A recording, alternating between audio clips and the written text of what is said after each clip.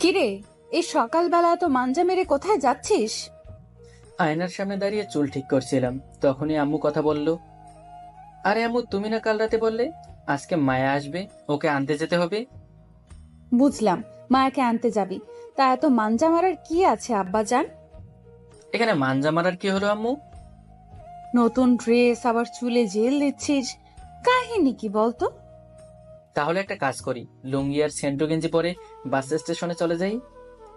হয়েছে, আর কথা না বলে তাড়াতাড়ি যা, মায়া চলে এসেছে মনে হয়। এরপর রাকিব তার আম্মুর থেকে বিদায় নিয়ে চলে যায় মায়াকে আনতে বাস স্টেশনে। চলুন এই ফাঁকে পরিচিত হয়ে নেওয়া যাক আমাদের গল্পের নায়ক রাকিব আহমেদ। আম্মু রাবেয়া আহমেদ। রাকিব তার জন্মের পর তার আব্বুকে দেখেনি। রাবেয়া বেগম একজন স্কুল টিচার, আর রাকিব এবার মাস্টার্স প্রথম বর্ষে পড়ছে। আপনাদের পরিচয় দিতে দিতে রাকিব বাস স্টেশনে এসে গেছে। এদিক সেদিক তাকিয়ে খুঁজছে মায়াকে। মায়া রাকিবের মামাতো বোন, এবার অনার্স শেষ বর্ষে পড়ছে। ভার্সিটি কিছুদিন বন্ধ, তাই ফুপির বাসায় বেড়াতে এসেছে। রাকিব একটা জায়গায় দাঁড়িয়ে অপেক্ষা করছে। হঠাৎ পেছন থেকে কেউ কাঁধে হাত রাখতেই রাকিব পেছনে তাকিয়ে দেখে মায়া। আরে তুই কখন এসেছিস? আমি সেই কখন থেকে তোকে খুঁজে যাচ্ছি। আস্তে, একসাথে এত প্রশ্ন করলে কোনটার উত্তর দিব বলো তো? আমি আরো 20 মিনিট আগে এসেছি। তাহলে আমাকে দেখার পরও আসলি না কেন? দেখছিলাম কতক্ষণ অপেক্ষা করতে পারো আমার জন্য। আমি মনে মনে বললাম, আরে তোর জন্য তো আমি সারা জীবনই অপেক্ষা করতে পারবো। যতদিন এ দেহে প্রাণ আছে ততদিন আমি শুধু তোর জন্যই অপেক্ষা করব। রাকিবকে চুপ করে থাকতে দেখে মায়া আবার বলে, কি হলো ভাইয়া, চুপ করে আছো কেন?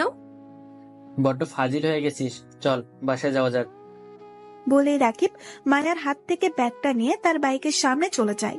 এরপর দুজনে বাসায় চলে আসে। বাসায় আসতেই রাবেয়া আহমেদ মায়াকে এটা ওটা কথা জিজ্ঞেস করছে।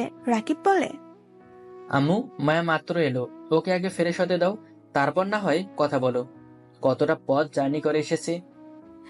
না ভাইয়া, আমি ঠিক আছি, সমস্যা হচ্ছে না। কিরে, কোথাও যাবি নাকি?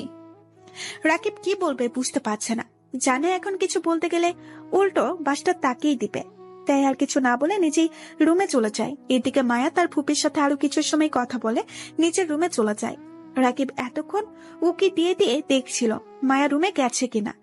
যেই দেখলো মায়া নিজের রুমে চলে গেছে, রাকিবও পিছু পিছু মায়ের রুমে চলে যায়। রাকিবকে দেখে মায়া বলে, আরে ভাইয়া, তুমি কিছু বলবে? না, তেমন কিছুই না। তোর কিছু লাগবে কিনা তাই দেখতে এলাম। আচ্ছা, তা আমার এত কেয়ার করার কারণ কি ভাইয়া? তেমন কিছু না, তুই আমাদের বাসার মেহমান না, আর মেহমানের খবর নেয়ার প্রয়োজন তো আছে, তাই না? বুঝলাম। তা আর কিছু বলবে ভাইয়া? তোর ভার্সিটি কেমন চলছে? কোনো ছেলে বিরক্ত করে না তো? সবই ঠিক আছে ভাইয়া। আচ্ছা, তুই চেঞ্জ করে রেস্ট নে, আমি যাই। বলে রাকিব চলে যেতে নিলেই মায়া পেছন থেকে ডেকে বলে, রাকিব ভাইয়া শুনো, হুম, বলো। বিকেলে ঘুরতে নিয়ে যাবে আমায়? এমন করে বলার কি আছে?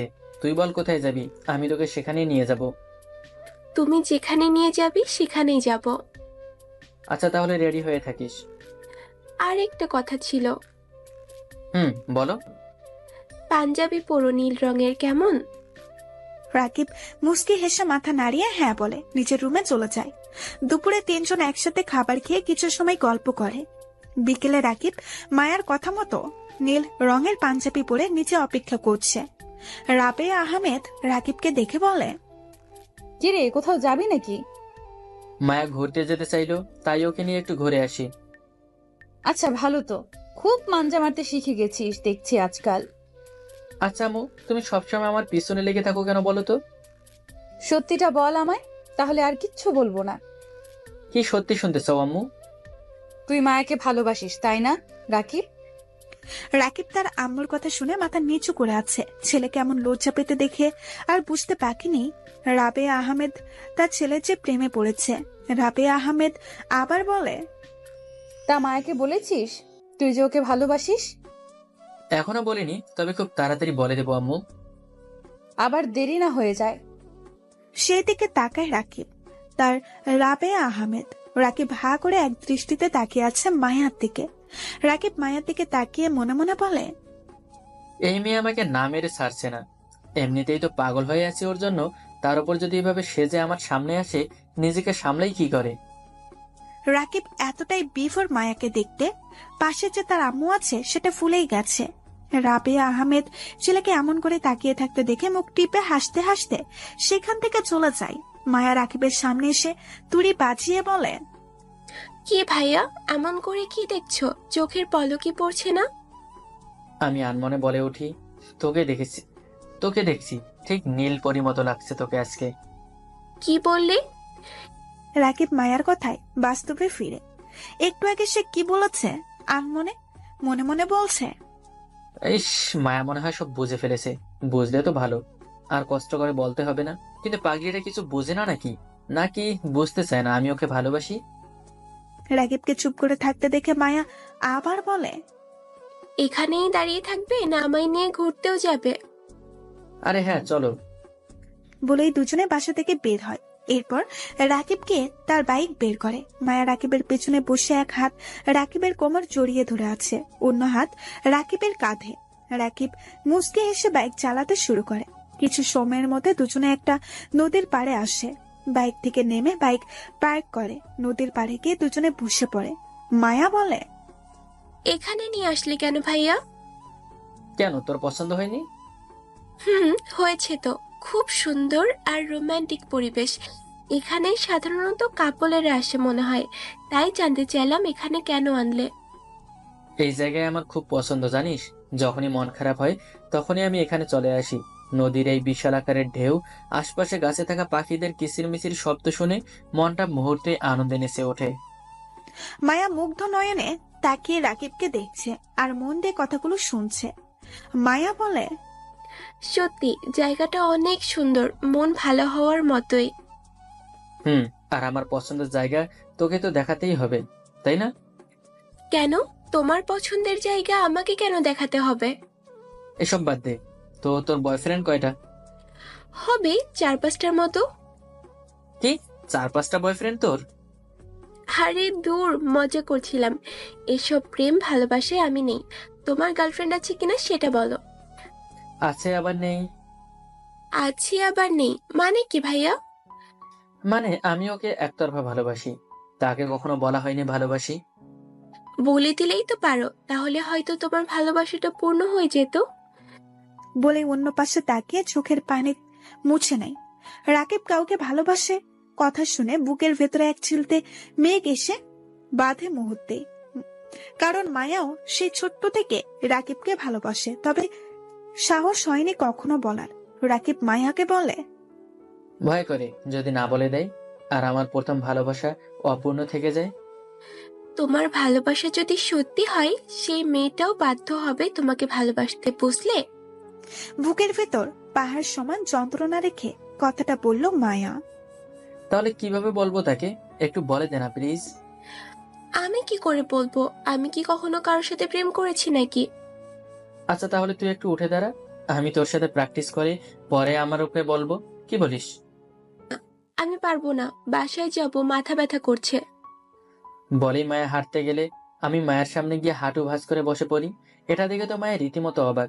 মায়া কিছু বলতে যাবে, তার আগেই আমি বলতে শুরু করি, ওগো মোর মায়াবতী। কি মায়া জানো বলো, কি মায়া জানো? তোমার মায়ায় মায়াবিনী কেন এত ভালো লাগে? এত রূপ দেখে তোমার পৃথিবী হয় বেহুশ, আমি দেখে মাতাল হলে কোনো হবে না দোষ। মায়া, আজ থেকে 6 বছর আগে আমি যখন তোমাদের বাসায় যাই আর তোকে দেখি, সেদিন থেকে আমার মনে প্রাণে আমার সবকিছু জুড়ে শুধু তুই আর তুই। আমি জানি তুইও আমায় ভালোবাসিস, তবে বলতে পারছিস না। আজ তোর চোখের পানি বলে দিয়েছে তুই আমায় কতটা ভালোবাসিস। I love you Maya, will you marry me Maya? রাকিবের কথা শুনে মায়ের চোখ থেকে পানি পড়ছে। মায়ার চোখ বন্ধ করে বড় করে একটা নিঃশ্বাস নিয়ে রাকিবের সামনে বসে। রাকিবের কপালে একটা চুমু দিয়ে কপালে কপাল ঠেকিয়ে বলে, বুদ্ধ হাদারাম, তুমি বোঝো না কেন আমায়? আমি সেই 6 বছর আগে তোমাকে দেখে ফিদা হয়ে গেছিলাম, আর আমার মন জুড়ে সেদিন থেকে শুধু তোমারই বসবাস। I love you too, and yes, I will marry you. একে অপরকে জড়িয়ে ধরে কান্না করে দেয়। বেশ কিছু সময় দুজনে একসাথে ঘোরাঘুরি করে বাসায় চলে আসে। রাতের খাবার খেয়ে রাকিব সাথে বসে গান করছে। আর মায়া রাবেয়া আহমেদের সাথে বসে গল্প করছে। এটা রাকিবের রোজকার কাজ, রাতের ছাদে বসে বসে একা একা গান করা। পাথরের পৃথিবীতে কাছের হৃদয় ভেঙে যায়, যাক তার করি না ভয়, তবুও প্রেমের তো শেষ হবে না। বাকিটা নিজ দায়িত্বে শুনে নিবেন। রাকিবের গান শুনে মায়ার সাথে চলে এসেছে। রাকিব এতটাই গানে হারিয়ে গিয়েছিল, মায়া কখন তার পাশে এসে বসে আছে বুঝতেই পারেনি। মায়া রাকিবের বুকে মাথা রাখতেই রাকিব চোখ খুলে দেখে মায়া তার বুকে মাথা রেখে তাকে জড়িয়ে ধরে আছে। রাকিবও গিটারটা পাশে রেখে দু হাতে মায়াকে শক্ত করে জড়িয়ে ধরে বলে, কখন এসেছো তুমি? সেই কখন, তুমি যখন থেকে গান গাইছিলে। খুব ভালো গান গাইতে তুমি। ওই আর কি, মাঝে মাঝে একটু মজা করি। আমরা কবে বিয়ে করব রাকিব ভাই? আগে ভাই বলা তো বন্ধ কর, তারপর বিয়ে। তুমিও তো আমায় তুই করে বলো। আচ্ছা, এখন থেকে তুমি করে বলবো, কেমন? এখন একটা চুমু দে তো। ইস, একটু লজ্জা শরম নেই তোমার, তাই না? লজ্জা আছে তো, এখন বেড়াতে গেছে তাই লজ্জা নেই। এখন দাও একটা চুমু। এরপর মায়া রাকিবের চোখের উপরে হাত রেখে দু গালে চুমু দেয়। রাকিব মুচকে হাসে। এভাবে আরো কিছু সময় দুজনে গল্প করে, যে যার রুমে গিয়ে শুয়ে পড়ে। পরের দিন সকালে মায়া ঘুমের মধ্যে অনুভব করে কেউ তার মাথায় হাত বুলিয়ে দিচ্ছে, আর মাঝে মাঝে কপালে গালে চুমু দিচ্ছে। মায়ার আর বুঝতে বাকি নেই স্পর্শটা কার। এটা রাকিব ছাড়া আর কেউ না। মায়া ঘুমের অভিনয় করে শুয়ে আছে। রাকিব আবার যখন গালে চুমু দিতে চায়, মায়া একটু ঘুরতেই চার ঠোঁট চোরা লেগে যায়। রাকিব ছুটতে গেলে মায়া রাকিবকে জড়িয়ে ধরে। রাকিবের আর বুঝতে বাকি নেই এতটা সময় জেগেই ছিল। একটু পর মায়া রাকিবকে ছাড়তে রাকিব নিঃশ্বাস নিচ্ছে আর বলছে, তুমি এত সময় জেগেছিলে? লুকিয়ে লুকিয়ে তুমি আদর করতে পারবে আর আমি আদর নিতে পারবো না? ওরে দুষ্টু, দাঁড়াও দেখাচ্ছি তোমায়। বলেই রাকিব মায়ের উপরে উঠে এক হাত মায়ার কোমর জড়িয়ে ধরে, আরেক হাতে বুড়ো আঙুল দিয়ে মায়ার ঠোঁট স্লাইড করছে। মায়ার পুরো শরীর 440 ভোল্টের বিদ্যুৎ বয়ে যাচ্ছে। পুরো শরীর শীতল হয়ে গেছে রাকিবের ছোঁয়াতে। রাকিব খেয়াল করে মায়ের চোখ থেকে পানি ঝরছে। রাকিবের এত সময় হুঁশ ছিল না। কি করছে এটা সে? রাকিব মায়ার উপর থেকে উঠে বলে, সরি ম্যাম, আমার এমন কোনো কিছু ইন্টেনশন ছিল না, প্লিজ তুমি রাগ করো না, আমি সত্যি কিছু করতে চাইনি। মায়া কিছু না বলে উঠে সোজা ওয়াশরুমে চলে যায়। রাকিব সেখানে দাঁড়িয়ে মাথা নিচু করে কিছু সময় দাঁড়িয়ে থাকে। একটু পর মায়া রুম থেকে বের হয়ে নিচের রুমে এসে মাথায় হাত দিয়ে বিছানায় বসে পড়ে আর মনে মনে ভাবে, এটা আমি কি করলাম? কি ভাবছে মায়া আমার সম্পর্কে? এতগুলো বছর আমি মায়ের জন্য অপেক্ষা করেছি, শুধু ওর একটু ভালোবাসা পাওয়ার জন্য। আর কাল যখন মায়াও আমাকে ভালোবাসি বলে বুকে জড়িয়ে নিল, আজ আমি সব নিজ হাতে নষ্ট করে দিলাম। এটা আমি কেন করলাম? কেন কেন করলাম? এমন আরো অনেক কথা বিড়বিড় করতে থাকে। একটু পর নিচ থেকে রাবেয়া বেগম ডাকতে থাকে, রাকিব, মায়া কই রে? তোরা আয়, খাবার খাবি না? আচ্ছা আম্মু। নিজেকে সামলে নিয়ে চোখের পানি মুছে রুম থেকে বের হতে মায়ার সাথে ধাক্কা খায়। রাকিব সরি বলে মাথা নিচু করে সেখান থেকে নিচে চলে যায়। এরপর তিনজন একসাথে খাবার খেয়ে নেয়। রাকিব মাথা নিচু করে খাচ্ছে। এটা দেখে রাবেয়া আহমেদ বলে, আজ সূর্য কি ভুল করে দক্ষিণ দিক থেকে উঠলো নাকি? ফুপি, তুমি কি পাগল হয়ে গেছো? সূর্য আবার দক্ষিণ দিকে উঠে নাকি? না, আজকাল আমার ছেলেটা কিছু না বলে চুপচাপ খাচ্ছে তো তাই। যে ছেলে কথা ছাড়া থাকতে পারে না সে আজ চুপ, তাই বললাম। মায়া ফিক করে হেসে দেয়। মায়ার মুখে হাসি দেখে রাকিবের মনটা একটু ভালো হয়, তবে তার বেশিক্ষণ রইল না। রাকিব মায়ার দিকে তাকাতে মায়া মুখ ফিংচে কেটে অন্যদিকে তাকিয়ে ফেলে। রাকিব মন খারাপ করে খাবার সবটা না খেয়ে হাত ধুয়ে উঠে যায়। মায়া খুব বুঝতে পারছে তার উপর রাগ করে খাবার খায়নি। এরপর রাকিব তার আম্মুকে বলে বাইক নিয়ে ভার্সিটি চলে যায়। ভার্সিটি গিয়ে বন্ধুদের সাথে আড্ডা দিবে, কিন্তু কেউ তার সাথে কথা বলে না। ভার্সিটি থেকে বের হয়ে যায়। রাকিবের মনটা খারাপ হয়ে যায়।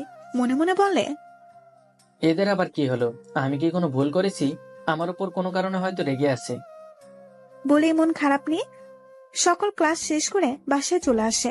বাসায় এসে কলিং বেল বাজাতেই রাবেয়া আহমেদ দরজা খুলে দেয়। রাকিব ভেতরে ঢুকে দেখে তার মামা মামি, নানু আর দিদুন এসেছে। সবাইকে একসাথে দেখে কিছুটা অবাক হয় রাকিব, কিন্তু কিছু না বলে সবার পা ছুঁয়ে সালাম করে। একটু পর রাকিবের বন্ধুরা এসে হাজির, সাথে একটা হুজুর টাইপের লোক। দেখে কাছে কাছে মনে হচ্ছে রাকিবের। রাবেয়া আহমেদ বলে, রাকিব, তুই আর মায়া একে অপরকে ভালোবাসিস, আর মায়া এখানে বেড়াতে নয়, তোর বউ হতেই এসেছে। আমি আর ভাইয়া ভাবি মিলে সব আগে থেকেই ঠিক করে রেখেছি। আমি যেন আকাশ থেকে পড়ছি। আম্মুর কথা শুনে আম্মু আবার বলল, মায়া তোকে ভালোবাসে সেটা তো ভাইয়া ভাবিকে বলে এসেছে, কিন্তু তুই তো কখনো বলিসনি। তাই গতকাল বিকেলে যখন শুনলাম তুইও মায়াকে ভালোবাসিস, বাস ভাইয়া আর ভাবিকে চলে আসতে বললাম। মানে এসব কিছু তোমাদের আগে থেকে প্ল্যান করা? বাপ রে, ভাবা যায়। আর শালারা, তোরা বন্ধু হয়ে আমার থেকে সবকিছু লুকিয়ে গেছিস। তাই তো বলি, কোনো কারণ ছাড়া আমার সাথে কলেজে এমন বিহেভ কেন করলো? আমি বারণ করেছি ওদের। আচ্ছা আম্মু, মায়া রাজি তো এই বিয়ের জন্য? মায়া নিজেই আমাকে তুই কলেজে যাবার পর ভাইয়া ভাবিকে আসতে বলেছে। মায়া কোথায় আম্মু? এখন আর মায়াকে দেখতে হবে না, বিয়ের পর একেবারে দেখিস। কাজী সাহেব, আপনি কাজ শুরু করুন, আমি বউকে নিয়ে আসছি। আরে আম্মু, ফ্রেশ হতে তো দাও আগে। চুপচাপ বস ওইখানে। বাস আর কি। রাকিব বাদ্য ছেলের মতো বসে পড়ে। একটু পর রাবিয়া আহমেদ মায়াকে নিয়ে নিচে এলো। কাজী সাহেব বিয়ে পড়াতে শুরু করে। বিয়ের কাজ সম্পন্ন হলে কাজী সাহেব দুজনের জন্য দোয়া করে চলে যায়। রাকিবের বন্ধুরা আগে থেকেই বাসর ঘর সাজিয়ে রেখেছে। রাবিয়া আহমেদ মায়াকে রাকিবের রুমে রেখে চলে আসে। একটু পর রাকিবের বন্ধুরা রাকিবকে তার রুমে নানান রকমের কথা বলে ঢুকিয়ে দিয়ে চলে যায়। রাকিব রুমে ঢুকতেই মায়া এসে রাকিবের পা ছুঁয়ে সালাম করে। রাকিব দৌড়ে তুলে বলে, বিশ্বাস করো মায়া, আমি তখন ইচ্ছা করে অমনটা করিনি। তুমি খুব কষ্ট পেয়েছো জানি।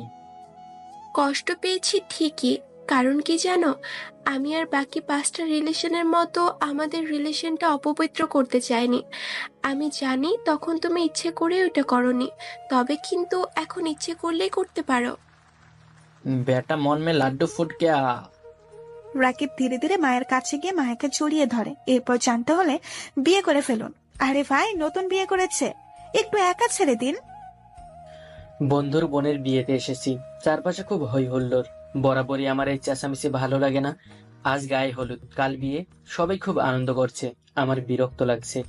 তাই বন্ধুকে গিয়ে বললাম, আমি তোর রুমে গিয়ে একটু রেস্ট নেই, আমার এসব ভালো লাগে না। বন্ধুও ওর রুমে যেতে বলল। সিঁড়ি দিয়ে ওপরে উঠেই তো হলো যত ঝামেলা। ডান দিকে না বাম দিকে বলল। ডান দিকেই বলেছে। বন্ধুর রুমের দরজা খুলে ভেতরে যেতেই যা দেখলাম, বিশ্বাস করেন রাসেল ভাই, আমি এটা দেখার জন্য মোটেও প্রস্তুত ছিলাম না। রুমে ঢুকতেই দেখি একটা মেয়ে শাড়ি কুচি ঠিক করছে, আর শাড়ির আঁচল বুকে নেই। হঠাৎ করেই আমার চোখ চলে যায় মেয়েটার নাভির দিকে। মেয়েটা আমাকে দেখেই চিৎকার করতে যাবে, তখনই আমি দৌড়ে গিয়ে মেয়েটার মুখ চেপে ধরে বললাম, এই চুপ চুপ, আমি কিছুই দেখিনি। উম, উম। ও সরি। বলেই মুখটা ছেড়ে দিতেই মেয়েটা বড় বড় নিঃশ্বাস নিতে নিতে শাড়ির আঁচলটা কোনো রকমে বুকের উপর চড়িয়ে নিয়ে বলে, এই, আপনি কি হুট করে এভাবে রুমে ঢুকছেন কেন? ম্যানার্স বলতে একটা শব্দ আছে, সেটা কি জানেন না? রুমে ঢুকতে হলে নক করতে হয়। আরে ম্যাডাম, কুল কুল, ভুলটা তো আপনারই। ভুলটা আমার মানে? আপনি নক না করে ঢুকেছেন, আবার বলছেন আমার ভুল? দেখুন ম্যাডাম, আপনি যদি দরজাটা বন্ধ করে চেঞ্জ করতেন, তাহলে আমি এভাবে ঢুকতে পারতাম না, তাই না? আর কিছু দেখতেই পারতাম না। এই মিস্টার, কি দেখেছেন আপনি? একটু আগেই তো বললেন আমি কিছু দেখিনি। না, তেমন কিছু দেখিনি, তবে শাট আপ! আপনি কে বলুন তো? আপনাকে এখানে আগে দেখেছি বলে তো মনে হচ্ছে না। আমি রবিন, আকাশের বন্ধু। আপনি? আপনি আকাশ ভাইয়ের বন্ধু, ঢাকা থেকে এসেছেন। আপনি কি করে জানেন আমি ঢাকা থেকে এসেছি? আপনি কে বলুন তো? আকাশ ভাই বলেছে ঢাকা থেকে তার একটা বাদর বন্ধু আসবে, আর সে যে এতটা বাদর সেটা জানা ছিল না। দেখুন মিস, এটা কিন্তু ঠিক হচ্ছে না। আমাকে দেখে আপনার কোন অ্যাঙ্গেল থেকে বাদর মনে হয় বলুন তো? শুধু বাদর না, সাদা বাদর, ঢলা কোমর, নেংটি ইঁদুর। দেখুন মিস, এবার কিন্তু বেশি বেশি হয়ে যাচ্ছে। গালি কিন্তু আমিও দিতে পারি। দে না দে, দেখি কত পারিস, দে। আপনি আমাকে তুই করে বলছেন? আপনার সাহস তো কম না? বেশ করেছি, প্রয়োজন হলে আবার বলবো। আপনি একটা ঝগড়ুটে পেতনি। তুই আমাকে পেতনি বললি, আবার ঝগড়ুটে? তোকে তো আজ আমি... কিচ্ছু করতে পারবেন না। একটু নড়াচড়া করলেই শাড়িটা খুলে পড়ে যাবে। আবার সেই দৃশ্যটা দেখে ইউ, আমি তোকে। কিছু বলতে যাবে, তার আগে আমি মেয়েটির গালে চুমু দিয়ে দিলাম এক দৌড়ে সোজা আকাশের কাছে। আকাশ জানতে চাই এমন করে দৌড়াচ্ছে কেন। কিছু না বলে ওর হাতে থাকা ম্যাঙ্গো জুসের গ্লাসটা নিয়ে এক চুমুকে শেষ করে ওর হাতে খালি গ্লাসটা ধরিয়ে দিয়ে ফাঁকা একটা জায়গায় চেয়ার নিয়ে বসে পড়লাম। এদিকে মেয়েটি পাথরের মতো দাঁড়িয়ে আছে রবিনের কাণ্ডে। একটু পর নিচ থেকে ডাকাডাকি শুনে হুঁশ ফিরে মেয়েটির। কি মেয়ে মেয়ে করছি সেই কখন থেকে।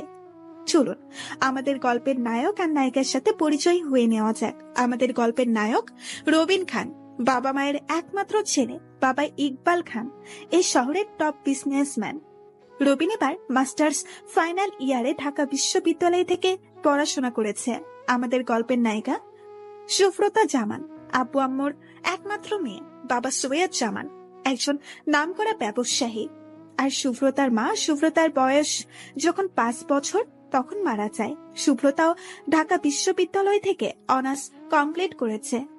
আকাশের চাচাতো বোন সুব্রতা। সুব্রতা মনে মনে রবিনের 14 গোষ্ঠীর পূজা করছে আর বলছে, শালা উগান্ডা, তোর কত বড় সাহস, তুই এই সুব্রতা জামানকে চুমু দিস। একবার তোকে পাই, তোর 14 গোষ্ঠীর নাম যদি আমি না ভুলিয়ে দেই, আমার নামও সুব্রতা না। বলে সুব্রতা কোন রকমে রেডি হয়ে নিচে এসে রুহির সাথে কথা বলে কিছু সময়। রুহি হলো আকাশের বোন, যার বিয়ের জন্য সবার এখানে আসা। সুব্রতা হাঁটতে হাঁটতে কারোর সাথে ধাক্কা খেয়ে পড়ে যেতে নিলেই কেউ তাকে ধরে ফেলে। সুব্রতা চোখ খুলে দেখে এটা তো সেই ছেলেটা যে একটু আগে তাকে চুমু দিয়ে দৌড় দিয়েছে, মানে রবিন। সুব্রতা রবিনের থেকে নিজেকে ছাড়িয়ে নিয়ে বলে, এই মিস্টার, আবার আপনি? ভালোই হলো, আপনাকে পেয়ে গেলাম। আপনাকেই খুঁজছিলাম আমি মনে মনে। আচ্ছা, আমাকে খুঁজছিলেন কেন? প্রথম দেখায় প্রেমে পড়ে গেছেন বুঝি? সুব্রতা কিছু বলতে যাবে তার আগেই রবিন আবার বলে, থাক থাক, কষ্ট করে আর কিছু বলতে হবে না। আমি বুঝে গেছি তুমি আমায় কি বলতে চাও। আসলে তোমাকে প্রথম দেখে আমিও তোমার প্রেমে পড়ে গেছি।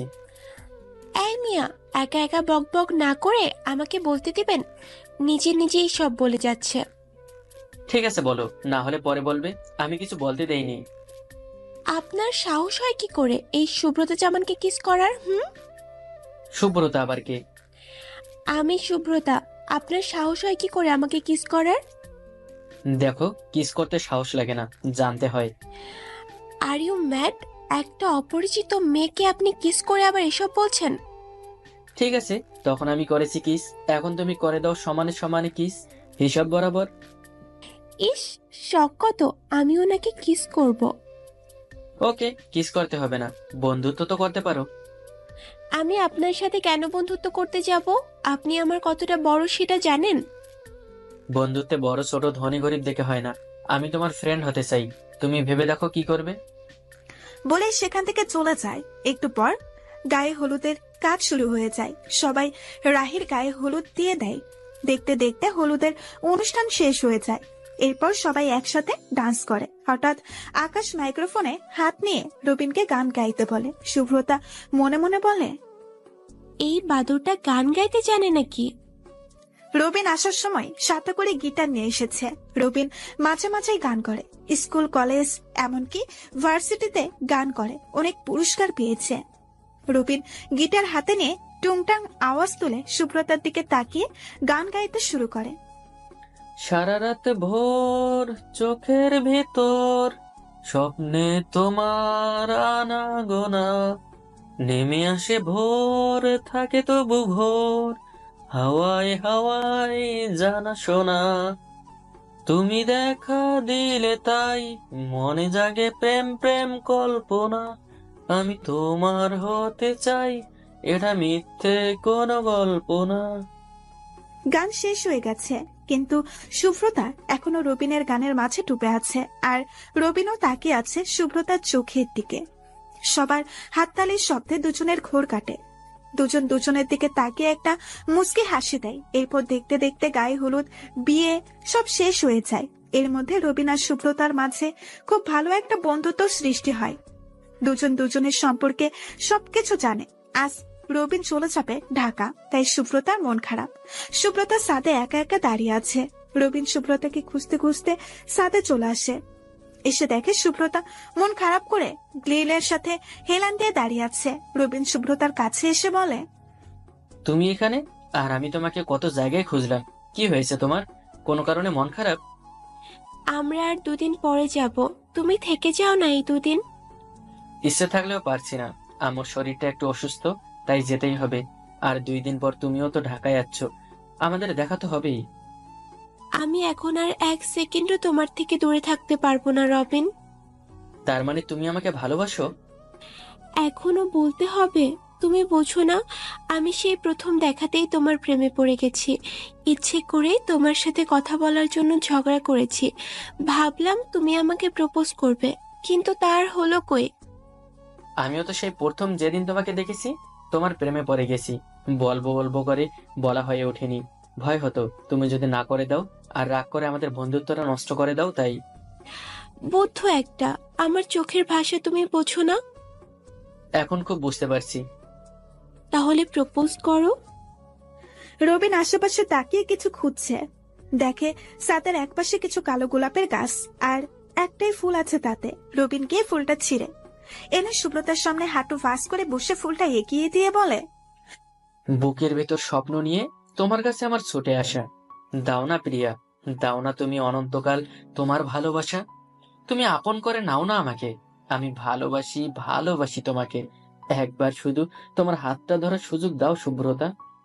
কথা দিলাম মৃত্যুর আগ মুহূর্ত পর্যন্ত তোমার হাত আমি ছাড়বো না। আমি তোমার হতে চাই, এটা মিথ্যে কোনো গল্প নয়। সুব্রতা রবিনের সামনে বসে ফুলটা হাতে নিয়ে খুব শক্ত করে রবিনকে জড়িয়ে ধরে। এভাবে কিছু সময় দুজন দুজনকে জড়িয়ে ধরে থাকে। কিছু সময় পর দুজনে একসাথে নিচে চলে আসে। রবিন সবকিছু গুছিয়ে নিয়ে সবার থেকে বিদায় নিয়ে চলে আসে নিজের বাসায়। বাসায় এসে তার আব্বু আম্মুকে সুব্রতার কথা জানাতেই তারা খুশি। খুব দ্রুত তারা শুভ্রকে বউ করে আনবে বলে জানায়। রবিন তার আব্বু আম্মুকে জড়িয়ে ধরে বলে, আমার বেস্ট আব্বু আম্মু, তোমাদের কোনো তুলনা নেই। বলেই তার আব্বু আম্মুর গালে চুমু দিয়ে নিচের রুমে নিয়ে সুব্রতাকে কল করে। রবিনের নাম্বার দেখে সুব্রতার মুখে এক চিলতে হাসি ফুটে ওঠে। কল রিসিভ করে রবিন বলে, হ্যালো মিসেস খান। এখনো মিসেস খান হয়নি স্যার। তবে খুব দ্রুত হয়ে যাবে। তাই? তা কি করে শুনি? এরপর রবিন তার আব্বু আম্মুর সাথে কথা হয়েছে সবটা বলে। সব শুনে সুব্রতা অনেক খুশি হয়। সুব্রতা বলে, সত্যি বলছো তুমি? সত্যি বলছি, আমার মিষ্টি বউটা। বউ শব্দটা শুনে সুব্রতার মনে এক অদ্ভুত অনুভূতি খেলা করে যায়। এরপর আরো কিছু সময় কথা বলে কল কেটে দুজনেই ঘুমিয়ে পড়ে। দেখতে দেখতে কেটে যায় আরো 2 দিন। সুব্রতাও তার আব্বুকে রবিনের কথা বলে। সুব্রতার আব্বু আকাশের কাছ থেকে শুনেছে রবিনের সম্পর্কে। সব শুনে তারও খুব পছন্দ হয় রবিনকে। সুব্রতার আব্বু সুব্রতাকে বলে রবিনকে তার আব্বু আম্মুকে নিয়ে আসতে। সুব্রতা রবিনকে বলে। রবিন তার আব্বু আম্মুকে নিয়ে সুব্রতার পাশে আসে। দুই পরিবার মিলে রবিন আর সুব্রতার বিয়ের দিন তারিখ ঠিক করে। আগামী শুক্রবার তাদের বিয়ে। বিয়ের সকল শপিং করে ফেলেছে এই 2 দিনে। দেখতে দেখতে বিয়ের দিন চলে আসে। আজ রবিন আর সুব্রতার বিয়ে। সুব্রতাকে লাল রঙের লেহেঙ্গা পরানো হয়েছে, সাথে ম্যাচিং জুয়েলারি। সুব্রতাকে দেখতে একদম পুতুলের মতো লাগছে। রবিনও সুব্রতার সাথে ম্যাচিং করে লাল শেরওয়ানি পরেছে। রবিনকে দেখতে রাজকুমারের মতো লাগছে। সুব্রতার বান্ধবীরা সুব্রতাকে এনে রবিনের পাশে বসিয়ে দেয়। রবিনের চোখ ফিরছে না সুব্রতার দিক থেকে। একটু পর কাজে এসে বিয়ের কাজ সম্পূর্ণ করে। বিদায়ের সময় সুব্রতা তার আব্বুকে জড়িয়ে ধরে অনেক কান্না করে। অতঃপর গাড়ি করে চলে আসে রবিনদের বাসায়। সবাই নতুন বউকে বরণ করে। এরপর রবিনের কাজিনরা সুব্রতাকে রবিনের রুমে রেখে চলে আসে। একটু পর রবিন রুমে যেতেই সুব্রতা এসে রবিনের পায়ে হাত দিয়ে সালাম করে। রবিন সুব্রতাকে ধরে উঠিয়ে বুকের সাথে জড়িয়ে নেয়। এরপর দুজনে উঁচু করে নতুন জীবনের জন্য আল্লাহর কাছে দোয়া চায়। নামাজ শেষ করে রবিন সুব্রতাকে কোলে করে বিছানায় শুয়ে দেয়। রবিন ও সুব্রতার পাশে শুয়ে বুকে মাথা রেখে বলে, আজ আমাদের জীবনের সবচেয়ে মধুর রাত। আজ আমি অনেক খুশি, যাকে চেয়েছি তাকেই পেয়েছি। আমি সত্যি অনেক লাকি। আমি আজ খুব খুশি, আমার ভালোবাসার মানুষটা এখন আমার, আর কেউ আমাদের দূরে রাখতে পারবে না। তোমার মনে আছে প্রপোজ করার সময় বলেছিলাম আমি তোমার হতে চাই, এটা মিথ্যে কোনো গল্প নয়। মনে আছে। সেই মুহূর্তটা আমি কখনো ভুলবো না। শুধু সেই মুহূর্তটা নয়, আজ থেকে তোমার আর আমার প্রতিটা মুহূর্ত আমাদের হৃদয়ে গেঁথে থাকবে। সারা জীবন এভাবেই তোমার বুকে মাথা রেখে থাকতে চাই। আমিও চাই সারা জীবন এভাবে তোমার মাথাটা আমার বুকে জড়িয়ে রাখতে। এই আমার না খুব আদর পাচ্ছে। একটু লজ্জা নেই তোমার, তাই না? লজ্জা করলে আজকে রাতে আর কিছুই পাবো না। সো নো লজ্জা, অনলি রোমান্স। বলেই শুভ্রতার ঠোঁটের সাথে নিজের ঠোঁট মিশিয়ে নেয়। এরপর ধীরে ধীরে দুজন হারিয়ে যায় এক সুন্দর স্বপ্নের রাজ্যে। আর কিছু লিখতে পারছি না, লেখকের লজ্জা করছে। এদের এবার একা ছেড়ে দিন। বুঝতেই পারছেন আজ বাসর রাত, কত কিছু হবে। আপনারা এইভাবে তাকিয়ে থাকলে দুজন তো লজ্জা পাবে। আজকের মতো এখানেই বিদায় নিচ্ছি। আর হ্যাঁ, কেমন লাগলো গল্পটা অবশ্যই জানাবেন। ভালো থাকুন, ভালো রাখুন। ভালোবাসা অবিরাম। আবির, এই আবির শোন না। এই কেড়ে গরুর মতো ডাকাডাকি করছে। কি বললি তুই কুত্তা? আমি গরুর মতো ডাকছি? আজকে তোকে আমি। বলেই আমাকে দৌড়ানি দিতে শুরু করে। চলুন দৌড়াতে দৌড়াতে আমার পরিচয় দেওয়া যাক। আমি আবির, এবার অনার্স ফাইনাল ইয়ারে পড়ছি। আমার আব্বু আম্মু মারা গেছে 6 বছর আগে। আম্মু একজন স্কুল টিচার। আর যে মেয়েটা আমাকে দৌড়ানি দিচ্ছে ওর নাম নিশি, আমার বেস্ট ফ্রেন্ড। নিশিও এতিম, তবে আমি কখনো নিশিকে তা বুঝতে দেই না। এবার গল্পে ফেরা যাক। দৌড়াতে দৌড়াতে একটা গাছের নিচে এসে দুজনে দাঁড়িয়ে দাঁড়িয়ে নিঃশ্বাস নিচ্ছি। এই কুত্তা, এইভাবে কেউ দৌড়ায়? আর একটু হলে দম বন্ধ হয়ে যেত। এই কুত্তি, তোকে বলেছি আমার পিছনে দৌড়াতে? তোর জন্য আমায় কতটা পথ দৌড়াতে হলো? তুই তখন আমায় কি বললি? তুই এইভাবে ডাকছিলি কেন? তোকে সেই সকাল থেকে খুঁজে যাচ্ছি। তুই কোথায় ছিলি? কতগুলো কল করেছি। তোর মোবাইল কোথায়? সরি রে, আমি আসলে দেখিনি, মোবাইল সাইলেন্ট করা ছিল। কুত্তা, তুই আমার কল না ধরে এখন সরি বলছিস? তোকে তো আমি। বলেই নিশি যখন আমাকে মারতে আসে তখনই ওর পা স্লিপ করে পড়ে যেতে নিলে আমি নিশিকে ধরে ফেলি। আমার এক হাত নিশির কোমরে আর এক হাত ওর পিঠে। আর নিশি ভয়ে আমার শার্ট খামচে ধরে চোখ বন্ধ করে আছে। পাগলিটাকে ভয় পেলে আরো বেশি কিউট লাগে। নিশির হুঁশ ফিরতেই বুঝতে পারি আমি ওকে ধরে আসি। নিশি আমাকে ছাড়তে গিয়ে নিজের ব্যালেন্স হারিয়ে আমাকে নিয়ে মাটিতে পড়ে যায়। আর আমি নিচে, আর নিশি আমার উপরে পড়েছে। নিশি তাড়াহুড়ো করে উঠতে গিয়ে আবার পড়ে যায়। আর ওর ঠোঁট এসে আমার ঠোঁটের সাথে জোড়া লেগে গিয়েছে। নিশির চোখ বড় বড় করে তাকিয়ে আছে। একটু পর নিশি ওর ঠোঁট আমার ঠোঁট থেকে সরিয়ে ফেলে। পাগলিটা খুব লজ্জা পেয়েছে, সেটা ওর চোখ দেখেই বুঝতে পারছি। আমি ওকে এই অবস্থা থেকে বের করার জন্য বললাম, এই পেতনি, আমার ওপর থেকে ওর। খেয়ে খেয়ে কি মোটা হয়ে গেছিস? আর একটু এভাবে থাকলে আমি গলে যাব তো। কি বললি? আমি মোটি? তবে রে। বলে আমার বুকে এলোপাতাড়ি মারতে শুরু করে। হঠাৎ করে আমার নাক দিয়ে রক্ত বের হয়ে যায়। তা দেখে নিশি আমাকে মারা বন্ধ করে বলে, এটা আমি কি করলাম? আবির, আমি এমনটা চাইনি, বিশ্বাস কর। বলেই কান্না করতে করতে নিজের ওড়না দিয়ে আমার নাক মুছে দেয়। কিন্তু রক্ত থামার নামই নেই। নিশি অবস্থা থেকে হাউমাউ করে কান্না করছে। আমাকে জড়িয়ে ধরে। একবার আমাকে জড়িয়ে ধরছে তো আরেকবার আমার নাক থেকে রক্ত মুছছে ওর ওড়না দিয়ে। একটু পর রক্ত পড়া বন্ধ হলে পাগলিটা আমাকে জড়িয়ে ধরে কান্না করতে করতে বলে, আবির, আমি জানতাম না এমন হয়ে যাবে। আমি খুব পচা, খুব খারাপ। আমি শুধু তোকে কষ্ট দেই। আমি অনেক খারাপ। বলেই আবার আমাকে জড়িয়ে ধরে কান্না করতে থাকে। আমি নিশিকে আমার বুক থেকে তুলে চোখের পানি মুছে দিয়ে বললাম, এই পেতনি, কান্না করছিস কেন? আমি জানি আমার এই পেতনিটা ইচ্ছে করে আমাকে কষ্ট দেয়নি, এটা জাস্ট অ্যাক্সিডেন্ট। আর আমার বেস্ট ফ্রেন্ডকে পচা বলে ভালো হবে না কিন্তু, বলে দিলাম। নিশি অপরাধীর চোখে আমার দিকে তাকিয়ে আছে। আমি ওকে ধরে দাঁড় করিয়ে ওর চোখে পানি মুছে দিলাম। বললাম, অনেক কান্নাকাটি হয়েছে, এবার থাম, আমি ঠিক আছি। এই আমার না খুব ফুচকা খেতে ইচ্ছে করছে, চল না ফুচকা খাই।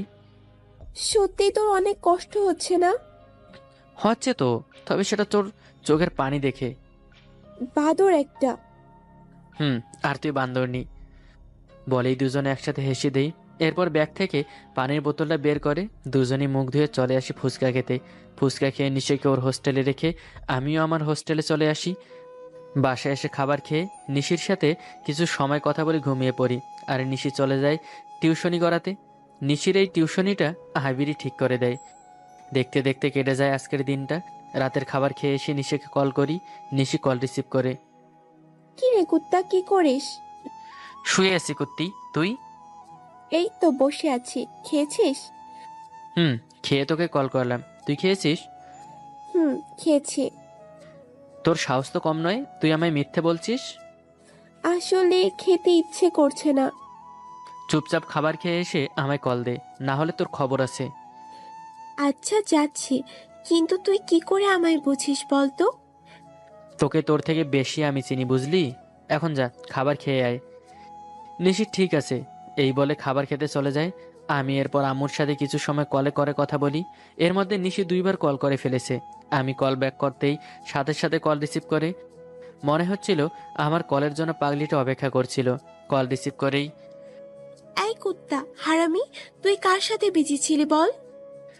আরে থাম থাম, আগে তো কথা শুনবি। কি শুনবো? এত রাতে তুই বিজি? কোন ডাইনি তোকে কল করেছিল সত্যি করে বল। তোর শাশুড়ির সাথে কথা বললাম। এই রে, না জেনে কি বলে ফেললাম। এখন বাদরটা আমায় কি যে করবে কে জানে। বলে আমি জিহ্বায় কামড় দিলাম। আমাকে চুপ থাকতে দেখে আবির বলে, কিরে পেতনি, এখন চুপ করে আছিস কেন? সরি দোস্ত, আমি বুঝতে পারিনি তুই আন্টির সাথে কথা বলছিলি। আসলে এখন তো রাত প্রায় 1টা বাজে। তুই তো প্রথমেই বলতে পারতি যে তুই আন্টির সাথে কথা বলছিলি। এ পেতনি, তুই কি আমাকে বলার সুযোগ দিয়েছিস যে বলবো? আচ্ছা, সরি সরি, রাগ করিস না দোস্ত। আরে ধ্যাত, আমি তোর সাথে রাগ করতে পারি? সত্যি রাগ করিসনি তো? আরে না। আচ্ছা, কাল কলেজ আছে, ঘুমিয়ে পড়। কাল কলেজে দেখা হচ্ছে, কেমন? আচ্ছা, কাল একটু তাড়াতাড়ি আসিস। আমি আচ্ছা বলে কল কেটে ঘুমিয়ে পড়ি। পরের দিন সকালে ঘুম থেকে উঠতেই মনে হলো নাক থেকে পানির মতো কিছু পড়ছে। হাত দিতেই আমি আঁতকে উঠি, দেখি রক্ত। তাড়াতাড়ি উঠে আয়নার সামনে যেতেই দেখি আমার নাক থেকে রক্ত পড়ে। আমার সাদা শার্টটা লাল হয়ে আছে। আমার কেমন জানি ভয় হতে শুরু করলো। নিশি কালকে যখন আমায় মারছিল তখন ওর হাত আমার নাকে লাগেনি, কিন্তু রক্ত বের হলো। আজও একই অবস্থা। আমি ফ্রেশ হয়ে প্রথমে ডক্টরের কাছে চলে গেলাম। ডক্টর আমার কথা শুনে আমাকে কিছু টেস্ট করাতে বলে। আমি ডক্টরের কথা মতো টেস্ট করিয়ে কলেজে চলে যাই। ডক্টর কাল এসে রিপোর্ট নিয়ে যেতে বলে। কলেজে আসতেই দেখি নিশি কলেজ গেটের সামনে দাঁড়িয়ে আছে।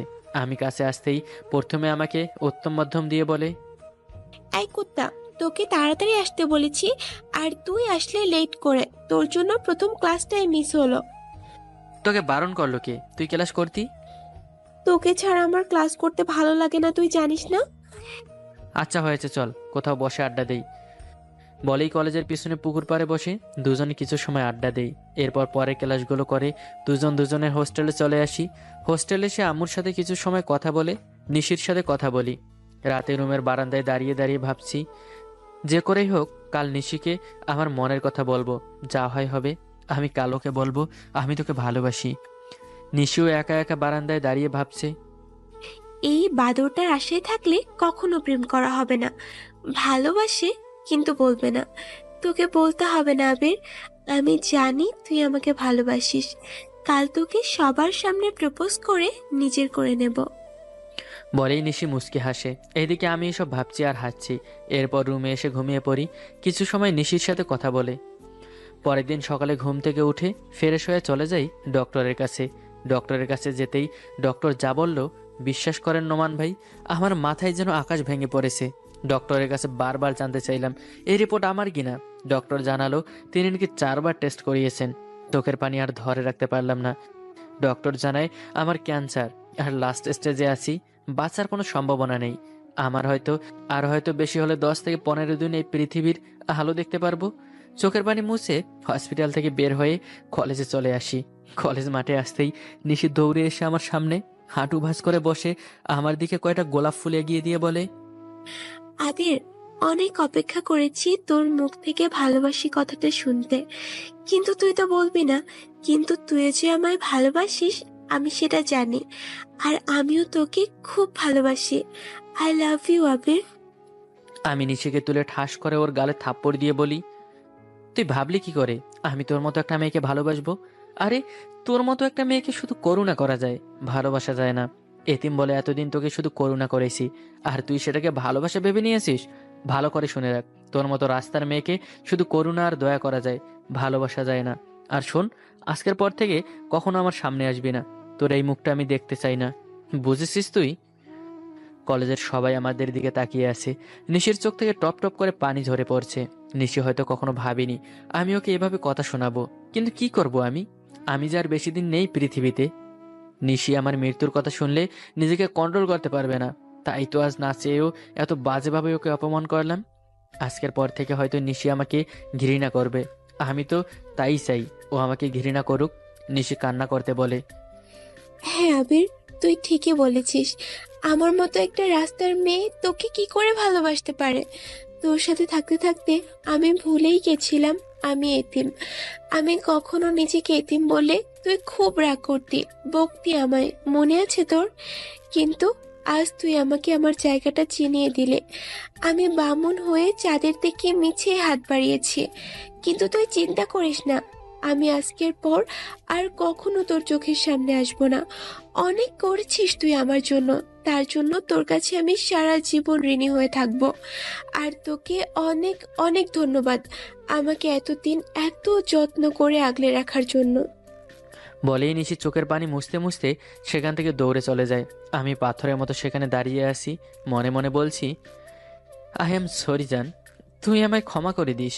আমি যে নিরুপায় রে, আমি তোর জীবনটা নষ্ট করতে পারবো না। তোর ভালোর জন্য আজকে আমি তোর সাথে এতটা নোংরা ভাষায় কথা বললাম। তোকে যদি এই বুকটা চিরে দেখাতে পারতাম তাহলে দেখতি তোকে কতটা ভালোবাসি। তোকে বলা প্রতিটি কথা আমার বুকের তীরের মতো গেঁথে গেছে।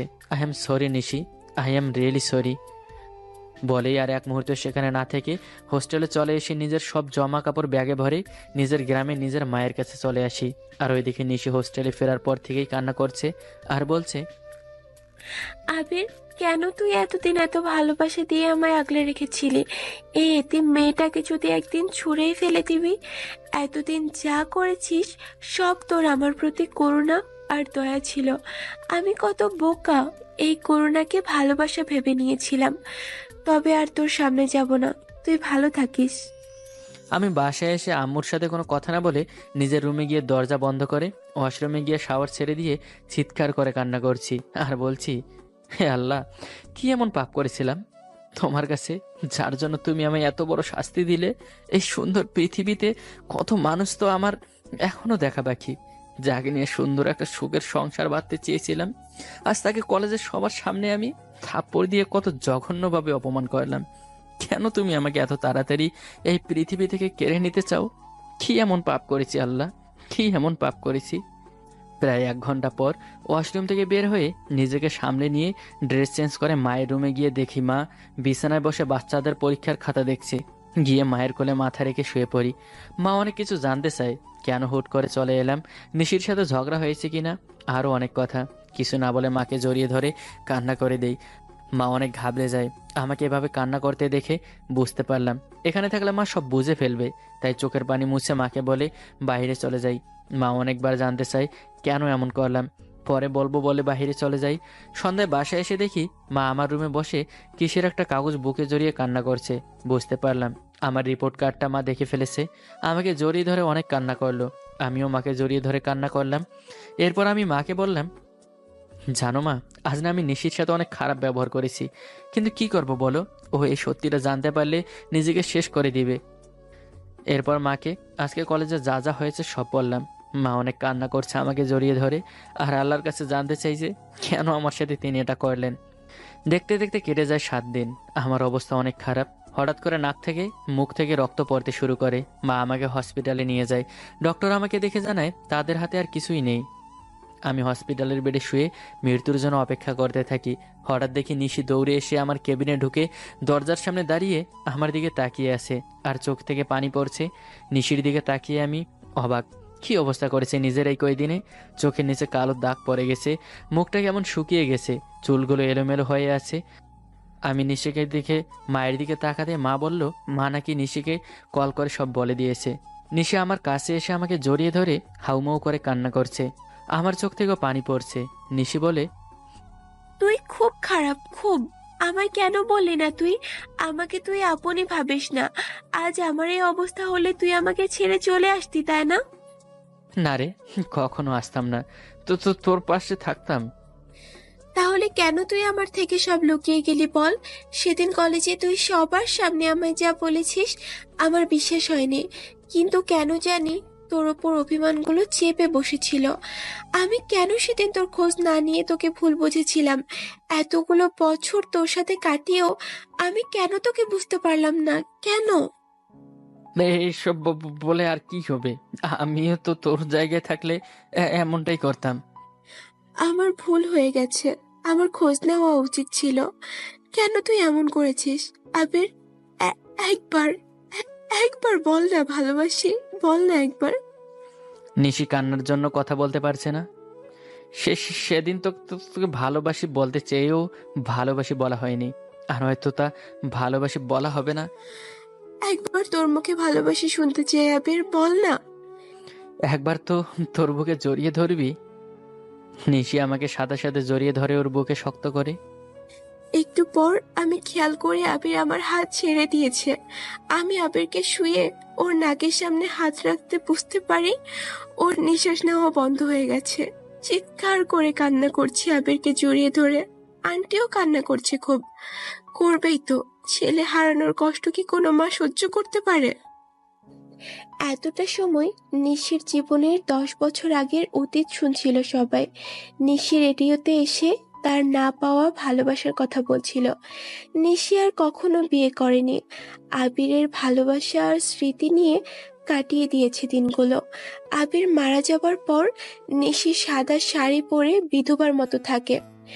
আমি চোখ থেকে সাদা প্রেমের চশমাটা খুলে চোখ মুছে আবার চশমাটা পরে বলতে শুরু করি, অনেক সময় আবিরকে জড়িয়ে ধরে কান্না করি সেদিন। এরপর আবিরের দাফন শেষ করে ওর এলাকার লোকজন। সেই থেকে আমি আর আমার শাশুড়ি মা গ্রামে থাকতে শুরু করি। আর এই একদিন আমি কলেজ থেকে বাসে আসার সময় দেখি রাস্তার পাশে পার্কে একটি মেয়ে বাচ্চাদের সাথে খেলা করছে। তাকে প্রথম দেখাতেই আমি ক্রাশ খাই। তারপর থেকে আমি প্রতিদিন ওই রাস্তা দিয়ে কলেজে আসা যাওয়া করতাম, কিন্তু তাকে আর দেখিনি। কিন্তু হঠাৎ একদিন আমি তাকে আবার আমাদের পাশের এলাকায় দেখি। অতঃপর আমি খোঁজ নিয়ে দেখি তার নাম মিম। আমাদের পাশের এলাকায় তার বাড়ি, আর সে আমাদের কলেজেই পড়ে। একদিন আমি ফেসবুকে তার প্রোফাইল দেখে প্রোফাইলে ঢুকে দেখি আমার জীবনের একমাত্র ক্রাশ মিম আপু সে অনলাইনে আছে। তাই আর দেরি না করে মিম আপুকে দিলাম একটা মেসেজ। High, hello.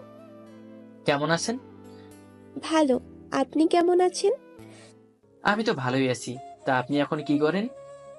এই তো আপনার সাথে চ্যাটিং করি। আপনি কি করেন? এক মায়াবতীর সাথে প্রেম করি। ওমা তাই? হুম। তা আপনি কার সাথে প্রেম করেন? কেন, আপনার সাথে? কি? হুম। তুই আমাকে চিনিস? আরে আপনি আমাকে তুই করে বলছেন কেন? ইচ্ছে হইছে তাই। ও, ভালো। তোর বয়স কত? এই তো এ মাসের 2 তারিখ 20 বছর হইল। কেন? এমনিই বললাম। কেন, আপনি কি আমার সিনিয়র নাকি? যদি বলি আমি তোর থেকে সিনিয়র? সিনিয়র হলেও আমার কোনো অসুবিধা নেই। আমার তো সিনিয়র মেয়েই পছন্দ। তাই নাকি? হুম। যদি আমার থেকে সিনিয়র হও তাহলে তোমাকে সিনিয়র বউ বলে ডাকবো, আর যদি ছোট হও তাহলে পিচ্চি বউ বলে ডাকবো। এবার বলো, তুমি সিনিয়র না জুনিয়র? আমি তোর সিনিয়র। তাহলে তো তোমাকে সিনিয়র বউ বলে ডাকতে হয়। বউ, সিনিয়র বউ। ওই, তুমি কথা বলো না কেন? Good bye. ও বউ, শোনো না। কি? I love you. ধুর শালা, বাই। ইস, এত জলদি পড়াতে পারবো এটা তো বিশ্বাস করতে পারছি না। পরের দিন কলেজে ক্লাস শেষে ক্যাম্পাসে বসে আছি, এমন সময় দেখি মিমাপু ও তার বান্ধবীরা ফুচকা খাচ্ছে। আজকে মিমাপুকে নীল রঙের ড্রেসে একদম নীলপরি লাগছে। কি সুন্দর তার টানা টানা চোখ, গোলাপের পাপড়ির মতো ঠোঁট, দুধে আলতা তার গায়ের রং। আমি তো আবারও ক্রাশ খেলাম। এভাবে কিছুক্ষণ থাকার পর আমি বাড়িতে চলে আসি। তারপর রাত্রিবেলা আমি তাকে আবার মেসেজ দিলাম, হাই সিনিয়র বউ। ওই কে? তোর বউ? হ্যাঁ। কেন, তুমি আমার মিষ্টি মায়াবতী বউ। ওই, তোর লজ্জা করে না সিনিয়র আপুর সাথে ফাজলামি করস? আরে ধুর, কিসের সিনিয়র আপু, তুমি তো আমার মিষ্টি বউ। আমি তোমার কিউট বর। না, আমি কেউ না তোর। আরে বউ শোনো না, রাগ করো কেন? কি শুনবো, তাড়াতাড়ি বল। তোমাকে প্রথম দেখায় আমি প্রেমে পড়ে গেছি। তুই আমাকে দেখছস? হুম, দেখছি তো। কোথায় দেখছোস? তুমি অনার্স দ্বিতীয় বর্ষে পড়ো, তোমার কলেজের নাম? বুঝলাম দেখছোস, এখন বল কোথায় দেখছোস? তোমাকে আমি কলেজের রাস্তার পাশের পার্কে দেখেছি। আচ্ছা, এখন বল তুই কি দেখে আমার প্রেমে পড়ে গেলি? কেন? তোমার ওই টানা টানা চোখ, গোলাপের পাপড়ির মতো ঠোঁট আর ঘন কালো উড়ন্ত চুল দেখে। ও ভালো, তা কি করে জানোস? তোমরা 3 ভাই বোন, বড় বোনের বিয়ে হয়ে গেছে, আরেকটি মেয়েও আছে। তোমার ছোট ভাই পড়ালেখা করে, তোমার বাবা সরকারি চাকরি করে। আর আর কি বল, থেমে গেলি কেন? আর তুমি আমার সিনিয়র বউ। তোর আজেরা পেঁচাল রাখ, আমি ঘুমাবো, বাই। আরে বউ, এত জলদি ঘুম কিসের? তুই আরেকবার বউ বললে তোর খবর আছে।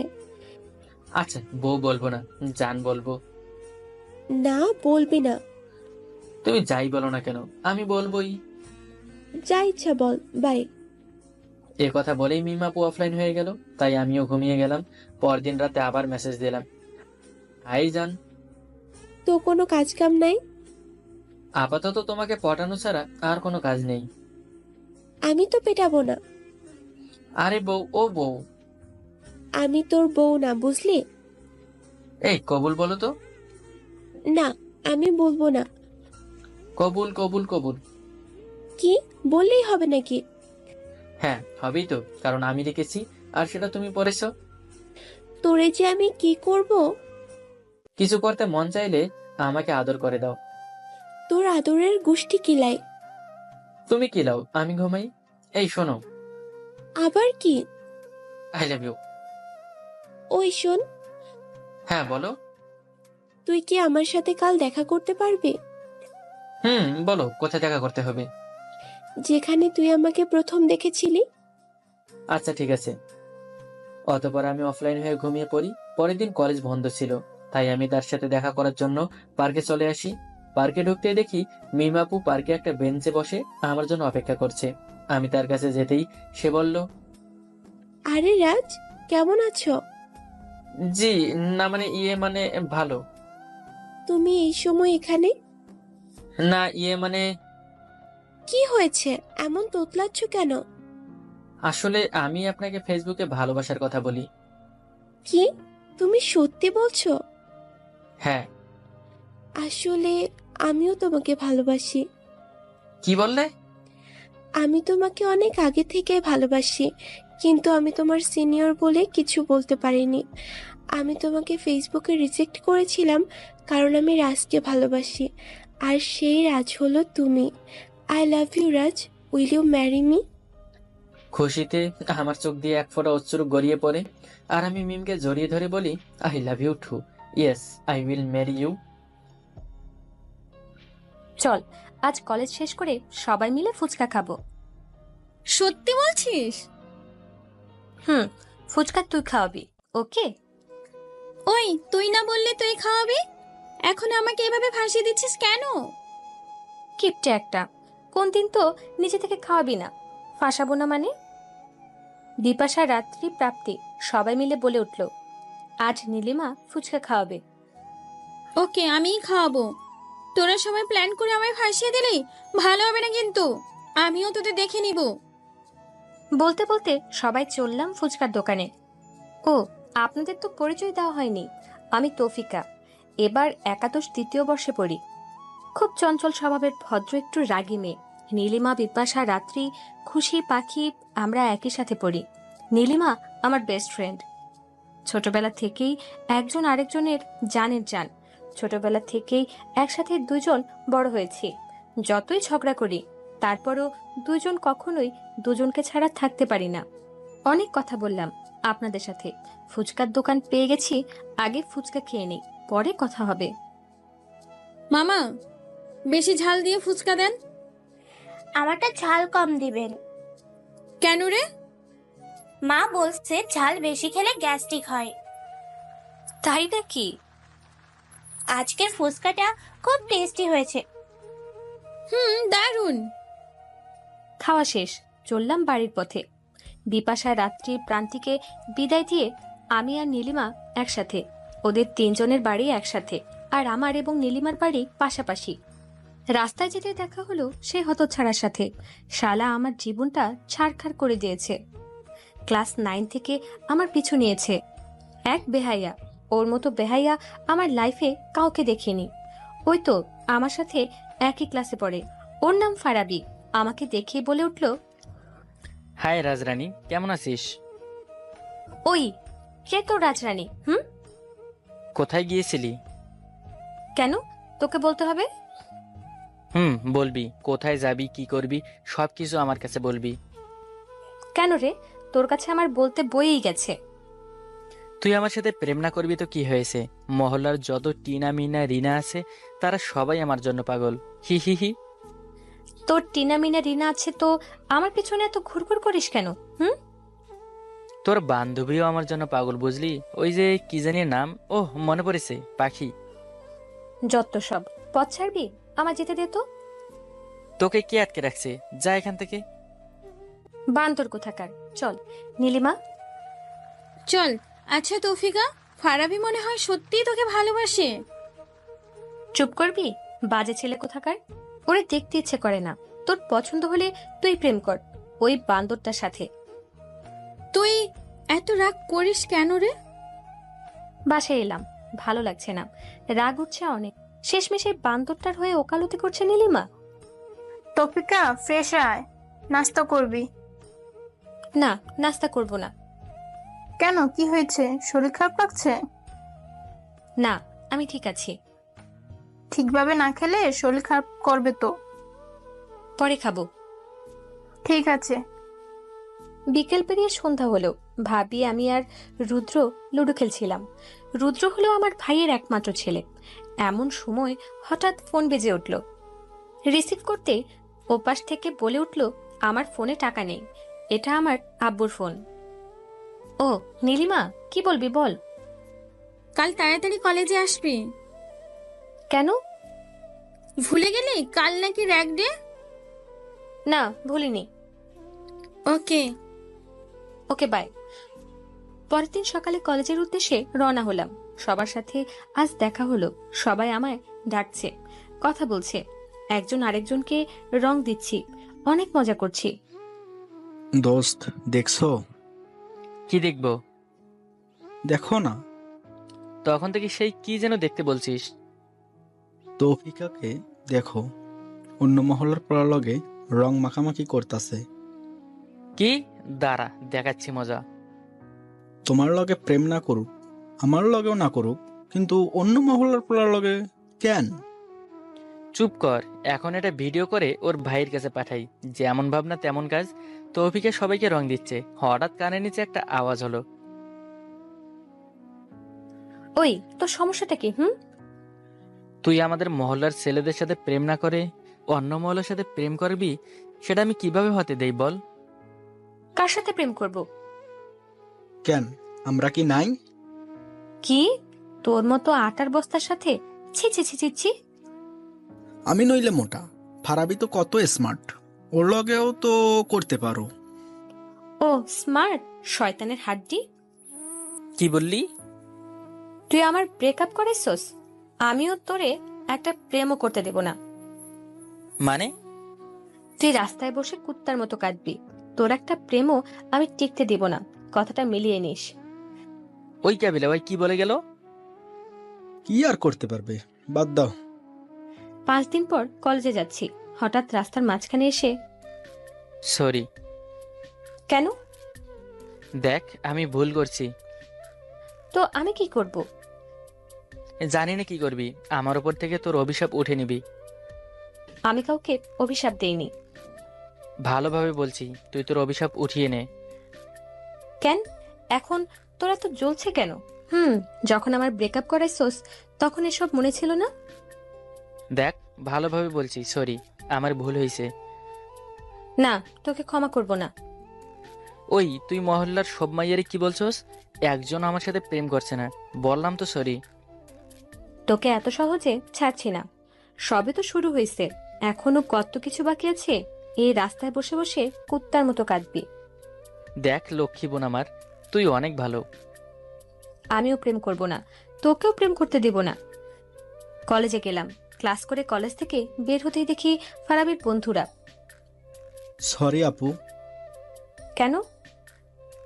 দেখো, আমরা সবাই ফারাবির হয়ে ক্ষমা চাচ্ছি। ফারাবিকে ক্ষমা করে দাও। পারবো না। শয়তানটা নিজে ক্ষমা না পেয়ে এখন আবার চেলাদের পাঠিয়েছে। এই নীলিমা, চল আমরা চলে যাই। এই তোমরা পথ ছাড়ো, চল তৌফিকা। বাসায় এলাম, হঠাৎ ফোন বেজে উঠল। স্ক্রিনে দেখি ফারাবির নাম ভাসছে। এই শালা কি আর আমায় একটু শান্তিতে থাকতে দেবে না নাকি? ফোনের সুইচ অফ করে রাখলাম। যাক, একটু শান্তিতে থাকতে পারবো। যাই, একটু ফ্রেশ হয়ে আসি। তৌফিকা, এদিকে আসো। হ্যাঁ মা, বলেন। তোমার একটা পার্সেল আসছে। আমার পার্সেল কে পাঠিয়েছে? ফারাবি দিয়ে গেল, খুব ভালো ছেলে। ভালো না ছাই, বদমাশ একটা। পার্সেল খুলে দেখি লেখা আছে। তুই ফোন রিসিভ করলি না কেন? ভালোভাবে বলছি, তোর অভিশাপ তুলে নে, নইলে তোর কপালে শনি আছে। পরের দিন কলেজে যেতে হঠাৎ, তৌফিকা, আমায় ফারাবি কিডন্যাপ করেছে, তুই ওর কাছে সরি না বললে আমায় ছাড়বে না, প্লিজ আমায় বাঁচা। তুই কোথায় আছিস বল, আমি এক্ষুনি আসছি। কিরে, তোর সমস্যা কি? তুই মহল্লার সকল মেয়েদের কাছে গিয়ে বলবি আমি ভালো ছেলে, আর যেন ওরা আমার সাথে প্রেম করে, তাহলে আমি নীলিমাকে ছাড়বো। তোর শত্রুতা আমার সাথে, এখানে নীলিমাকে কেন জড়াচ্ছিস? তৌফিকা, তুই ওর কাছে সরি বল। ওর কাছে কখনোই না। তাহলে আমিও নীলিমাকে ছাড়বো না। তৌফিকা, কেমন বান্ধবী তুই? আমার জন্য তুই ওর কাছে সরি বলবি না? আগে নীলিমাকে ছেড়ে দে, তারপর আমি তোর সবকিছু ঠিক করে দেব। না, আগে আমাকে সরি বলবি, তারপর ছাড়বো। ওকে, সরি, এবার ছেড়ে দে। ওকে, ছাড়লাম। ছাড়ার পরেই ফারাবির গালে ঠাস করে একটা থাপ্পড় দিলাম। তারপর সেখান থেকে চলে এলাম। কি হলো এটা? তোর এটাই প্রাপ্য ছিল। তুই কিন্তু কথা দিয়েছিস সব ঠিক করে দিবি। বাসায় ফিরলাম, আর কলেজে যাওয়া হলো না। নীলিমাকে ওর বাসায় দিয়ে আমি আমার বাসায় আসলাম। বিকেলে আমি আর নীলিমা ফুচকা খাচ্ছিলাম। হঠাৎ পেছন থেকে একটা জোরে ধাক্কা খেয়ে আমার ফুচকার প্লেট পড়ে গেল 6 হাত দূরে। পাশে তাকাতেই দেখি ওই শয়তানটা। ওই কুত্তা, তুই আমার ফুচকা ফালাই দিলি কেন? ফুচকা ফেলাইছি, ভালো করেছি, আরো ফেলামু, পারলে যা খুশি কর। তুই আমার ফুচকা দে। আচ্ছা বইন, তোরে আমি আরো 50 প্লেট ফুচকা কিনা খাওয়ামু, কিন্তু প্লিজ তোর ওই বান্দর বান্ধবীদের ম্যানেজ কর, আর আমি সহ্য করতে পারছি না। আগে ফুচকা দিবি, তারপর কথা। মাম্মা, একে 2 প্লেট ফুচকা দাও। কিরে, এই নে একটা খা। রাগাবি না কিন্তু, বলে দিলাম। তুই রাখলে তোকে অনেক কিউট দেখায়। ও মা, তাই নাকি? তাহলে আমার মতো স্মার্ট ছেলের সাথে প্রেম কর, আমি এক পায়ে রাজি আছি। কিরে, তুই না আমায় মাত্র বোন বললি, এখন আবার প্রেম? যা, আমি আবার রাগ করছি। এবার খাইয়ে দিবি, না হয় আমার সব বান্ধবীদের বলবো তোরা মাইক নিয়ে মহল্লার সবাইকে জানিয়ে দে ফারাবি কিডন্যাপার। তুই যদি আমার ক্রাশ না হইতি তাহলে তোর ঠ্যাং ভেঙে হাতে ধরাই দিতাম। নে, হা কর। বাহ, তুই তো খুব ভালো, খাইয়ে দিতে পারিস। তোর সাথে তো প্রেম করাই যায়। দেখছস আমি কত ভালো, সব দিকে স্মার্ট। হুম, দেখলামই তো। নীলিমাকে চুরি করলি? ও না, কি যেন বলে, ও কিডন্যাপ। খাইছস? পেট ভরছে নাকি? আরো খাবি? প্লিজ, তোর সামনে কান ধরছি, প্লিজ তোর বান্ধবীদের ম্যানেজ কর, প্লিজ। ওকে, তুই বাসায় যা, দেখি কি করা যায়। নীলিমা আর আমি বাসায় আসছি। আগামীকাল থেকে আমাদের পরীক্ষা। মাথা একদম হ্যাং হয়ে গেছে। সারা বছর এত পড়ি, কিন্তু পরীক্ষার সময় কিচ্ছু পারি না, সব ভুলে যাই। আজ পরীক্ষা শেষ হলো, আমি নীলিমা আর বিপাশা বাসায় আসছি। হঠাৎ নীলিমা বলে উঠল, ও তৌফিকা, সামনে দেখ, ফারাবি আজ তোকে কিচ্ছু না বলে সমানে হেঁটে যাচ্ছে। আরে ওই ছাগলের মনে হয় পরীক্ষা অনেক খারাপ হয়েছে, তাই মন খারাপ হয়তো। আরে পরীক্ষা খারাপ হবে না? সারাক্ষণ মেয়েদের কথা ভাবলে তো এমনই হবে। সবসময় শুধু সবাইকে জ্বালায়, পড়ার সময় কি পায় বল? আরে ওই ছাগলের কথা বাদ দে তো। প্রায় বাসায় চলে এসেছি। নীলিমার বাসায় আগে তাই বিদায় দিলাম। আমি সত্যি আজ অবাক হলাম যে ছেলেটা সারাক্ষণ আমাকে বিরক্ত করে, আর আজ কিছুই বললো না আমাকে দেখেও। না দেখার ভান করে চলে গেল। ওর বিরক্তগুলো অনেক মিস করছিলাম আজ। রেজাল্ট দিয়েছি আলহামদুলিল্লাহ, পাশ করেছি। সব বান্ধবীরা পাশ করেছে। কলেজ থেকে কোন ছেলে নাকি জিপিএ 5 পেয়েছে। পাশ করার আনন্দে আজ সব বান্ধবীরা একত্র হয়ে ফুচকার দোকানে আড্ডা দিচ্ছিলাম। মনে পড়েছে ফারাবি আমাকে নিজের হাতে ফুচকা খাইয়েছিল, কিন্তু সত্যি ছেলেটাকে অনেক মিস করছি। পরীক্ষার পর থেকে আর ছেলেটাকে দেখিনি, জানি না কি হয়েছে। বান্ধবীদের কাছে কিছু জানতে চাইলেই আবার বলবে ট্রিট দে, ডাল মে কুছ কালা হ্যায়। তাই আর কিছু না বলে আড্ডা শেষ করে বাসায় আসলাম। শুরু হলো ভর্তি যুদ্ধ। সব বান্ধবীরা আমাকে ছেড়ে আলাদা আলাদা কোচিং এ ভর্তি হয়েছে। ভাবতেই খারাপ লাগছে, ক্লাসে আমি প্রথম ছিলাম, আর আমার বান্ধবী বিপাশা রাজশাহী বিশ্ববিদ্যালয়ে চান্স পেল, নীলিমা জগন্নাথে। আর আমি কি করব, কপাল খারাপ, জাতীয় বিশ্ববিদ্যালয়ে ভর্তি হলাম। বেশ কিছুদিন হয়ে গেল বান্ধবীদের সাথে দেখা হয় না, আর আগের মতো আড্ডাও দিতে পারি না। আবার ওই ফারাবিকেও খুব মিস করি। কি যে হলো ওর কিছুই জানি না। আজ সব বান্ধবীদের সাথে দেখা করার জন্য বাসা থেকে বের হলাম। সবাই মিলে অনেক আড্ডা দিলাম, কিন্তু কেমন জানি ভালো লাগছে না। তাই ওদের দেখে বাসায় আসছিলাম, হঠাৎ খুশির সাথে দেখা হলো। সে ছোট থেকে ক্লাস 8 পর্যন্ত একসাথে পড়াশোনা করেছি। তারপর ওর বাবার চাকরির ট্রান্সফার হয়, তাই আমাদের ছেড়ে চলে যায়। কি রে, কেমন আছিস? ভালো, তুই? পড়াশোনা কেমন চলছে? মোটামুটি। তোর? আমার অনেক ভালো। কিরে, এত ভালো কিভাবে? আমার বাসার পাশে এক ক্লাসমেট আছে, ওই আমায় অনেক হেল্প করে। হো, ভালোই তো। আমাকে কেউ হেল্পই করে না রে। খুশি ফোন বের করে ফারাবির পিক দেখিয়ে বলছে, এই ছেলের নাম ফারাবি, অনেক ভালো, ভার্সিটির সবাইকে অনেক সাহায্য করে, অনেক ব্রিলিয়েন্ট। কি কি রে, কি হলো? শখ খেলি নাকি? শখ খাবো না আবার? ফারাবি আর আমি সারাদিন শয়তানের মতো ঝগড়া করতেই থাকতাম। তুই ছেলেটাকে চিনিস? হাড়ে হাড়ে চিনি, কিন্তু তুই বলছিস ফারাবি তো পড়াশোনায় একটু ভালো না। আমি বিশ্বাস করতে পারছি না। কেন? প্রিটেস্ট পরীক্ষায় ফারাবি কি করেছিল জানিস? কি? পরীক্ষার খাতায় প্রশ্নের উত্তর না লিখে একটা সূরা লিখেছে। তারপর পরের পেজে প্রিন্সিপাল ম্যাডামের একটা ছবি আঁকছিল। তারপর আবার কত ছন্দ মিলিয়েছিল। পরে ওর গার্জিয়ানকে ম্যাম কলেজে নিয়ে আসতে বলেছিল, আর কত অপমান করেছিল। তবুও যদি একটু চেঞ্জ হয়, কিন্তু ওর মাঝে আমি কোনো চেঞ্জই দেখিনি। সারাক্ষণ আমার পেছনে ঘুরঘুর করতো। শুধু আমার না, মহল্লা সব মেয়ে নাকি ওর ক্রাশ। তাহলে তুই বল, কিভাবে বিশ্বাস করি ফারাবি এখন এত ব্রিলিয়েন্ট স্টুডেন্ট হলো, আর কত ভদ্র ছেলে হলো। ওমা, তাই নাকি? কিন্তু ফারাবির মাঝে তো এমন কিছু আমরা লক্ষ্য করিনি।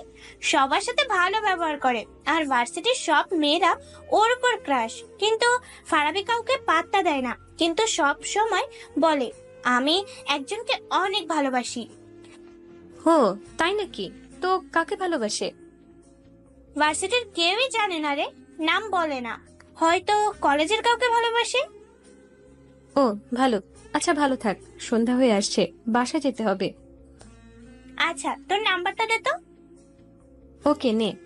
ওকে, রাতে দেব। এখন চলি রে, ভালো থাকিস।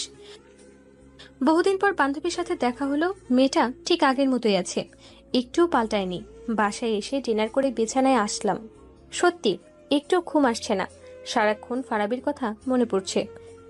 ছেলেটা কাকে ভালোবাসে, কিভাবে এত ভালো ছাত্র হলো। আমি ছেলেটাকে সবসময় মিস করি। হয়তো ছেলেটি নতুন বন্ধুদের পেয়ে আমাকেই ভুলে গেছে। হঠাৎ একটা কল আসলো। কি রে দোস্ত, কেমন আছিস? আমি ভালোই, তোর কি অবস্থা? ভালো। আগামীকাল বিকেল 5টায় একটু দেখা করতে পারবে? কোথায় দেখা করতে হবে? আমি অ্যাড্রেস মেসেজ করে পাঠিয়ে দিচ্ছি। ওকে, আসতেই হবে কিন্তু। আচ্ছা ঠিক আছে, বাই, শুভরাত্রি, আল্লাহ হাফিজ। আল্লাহ হাফিজ। সকাল হলো, কিছুই বুঝতে পারছি না। নীলিমা হঠাৎ কেন দেখা করতে বলল? আজই তো সবাই একসাথে আড্ডা দিলাম, কিছু ভালো লাগছে না, খুব মিস করছি আগে সেই ফেলে আসার দিনগুলোকে। ফারাবিকে অনেক মিস করছি। হয়তো ছেলেটা অনেক চেঞ্জ হয়ে গেছে, কিন্তু কিছুই ভালো লাগছে না। ইচ্ছে করছে এক্ষুনি ছুটে যায় ছেলেটার সাথে দেখা করতে। দুপুরে নীলিমার সাথে দেখা করার উদ্দেশ্যে বেরিয়ে পড়লাম। ঢাকা শহর তো জ্যামের জন্য বিখ্যাত। ঠিকানা অনুযায়ী সময় মেনটেন করেই চলে আসলাম। সবাই একসাথে দাঁড়িয়ে আছে, কিছুই বুঝতে পারলাম না। হঠাৎ নীলিমা আর খুশি আমার চোখ বেঁধে দিল আর কোথায় জানি নিয়ে যাচ্ছিল। কিরে, কি হলো? কি করছিস এসব? আরে চুপ কর তো, কথা বলবি না। কিরে, আমাকে মেরে ফেলবি না কিরে? হুম, তোকে মেরেই ফেলবো। সারা জীবন আমাদেরকে কত জ্বালিয়েছিস, তোকে আজ একা পেয়েছি, দেখ কি করি। ওই, ভয় লাগছে কিন্তু, প্লিজ বল না আর কত দূর? কথা বলতে নিষেধ করছি না? চলে এসেছি। চোখ খুলতেই চোখের সামনে তাকিয়ে দেখি ফারাবি হাতে কেক নিয়ে দাঁড়িয়ে আছে। হাসবো নাকি কাঁদবো কিছুই বুঝতে পারছি না। হঠাৎ সবাই একসাথে বলে উঠলো, happy birthday to you Tafika, happy birthday to you. কথাটা শেষ হতেই কি না হতেই সবাই পালিয়ে গেল। কিছুই বুঝতে পারছি না। হঠাৎ ফারাবি একটা গোলাপ ফুল আমার দিকে বাড়িয়ে দিয়ে বলল, আই লাভ ইউ। ওই ইঁদুর, কুত্তা, বাদর, বিড়াল, তুই এতদিন কোথায় ছিলি? জানিস তোকে কত মিস করেছি। I love you too. আমাকে কেন মিস করবি? তোকে না মিস করলে কাকে মিস করব? কেন রে? তুই জানিস না? না, তুই বল। আরে তোকে যে কত ভালোবাসি এটাও তুই জানিস না? জানি, তাই তো এত কষ্ট করে তোর সব বান্ধবীদের সাথে কন্ট্যাক্ট করে তোর জন্মদিনে সারপ্রাইজ দিলাম। কিরে, তুই নাকি একটা মেয়েকে ভালোবাসিস? খুশি আমাকে সব বলেছে। সেটা তো আর কেউই না, তুই তো। তুই আমাকে ছেড়ে কোথাও যাবি না তো? কোথায় যাব? কোথাও যাব না। সব বন্ধুরা এসে চিৎকার করে বলতে লাগলো, কিরে, আমাদেরকে কেক খাওয়াবি না? নাকি ফারাবিকে পেয়ে আমাদের কথা ভুলেই গেছিস? আমাদের এতদিনের কষ্ট আজ সফল হয়েছে। এত বড় একটা সারপ্রাইজ দিলাম, আমাদের ট্রিট কখন দিবি? বিয়ের পর দেব, যা ভাগ। কি? আজ তোরা দুজন আমাদের ট্রিট দিবি? বেশ। সবাই বলে উঠলো, আমাদের ট্রিট দিতে হবে। কি আর করার, আসলেই বন্ধু হলো জীবনের একটা মহামূল্যবান সম্পদ, যাদের সাথে হাসি খুশি সুখ দুঃখ ভাগ করা যায়। I love my all friend. গল্পটি কেমন লাগলো কমেন্টে জানিয়ে দিন। আর হ্যাঁ, আমাদের চ্যানেলটি সাবস্ক্রাইব করে আমাদের পাশেই থাকুন। ধন্যবাদ সবাইকে।